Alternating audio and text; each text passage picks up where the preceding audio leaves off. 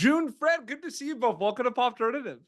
Thank you. Thanks for having us. Oh, I love this film. Congratulations. June, I don't want to waste time. What was that first conversation like with the filmmakers in regards to you doing your own stunts for Thelma? What was that first preliminary conversation like? Well, I think it was after we'd started shooting even, or maybe before. No, before, because I tried the scooter before. And, well, I wanted to do all the scooter stuff I could, and I ended up doing almost all of that. And some of the other things, the bedrolls, I just thought I could do it. And it happened, but that happened as the shooting went on. And Josh says that they began to have more faith in me as the shooting went on, that I could do these things.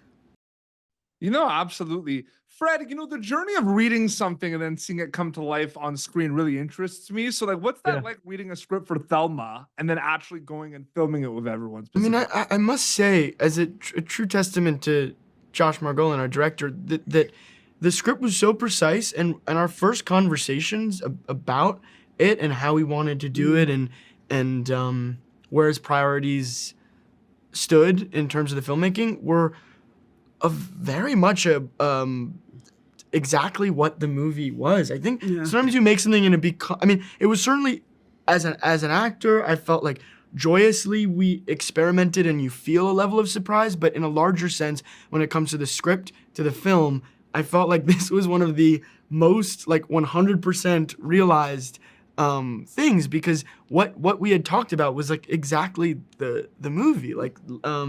So it was really, amazing in that way. Parts of it come from his real life, so he's very generous about offering that up, sharing it with us. The first week of filming was in the real Thelma Post's condo where Josh grew up and Thelma lived. And so that was an incredible thing to see it go from script to actual reality. But I would say every part of the movie was very much came from what he had written and what he intended to do.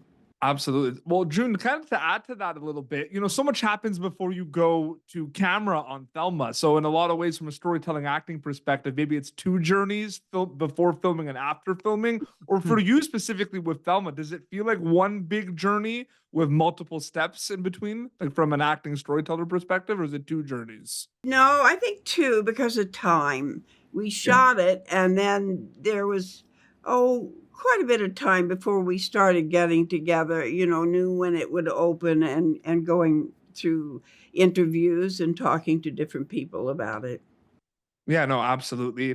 Fred, I do want to ask you as well, like, you've worked in so many amazing kind of worlds before this, so many different genres, different characters.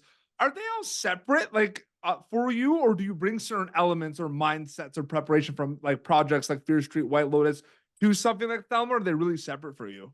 I do think of each story as its own organism. Like it's like every script is kind of a person and in the way that every person is different, you have to get on its level. You have to understand its wavelength. I mean, I would say they're like tricks in the toolbox, which sometimes are helpful and carry over, and hopefully you're getting better each time and learning more and more. You're using it again. Yeah, and you have like maybe more proficiency with certain things, but I don't know.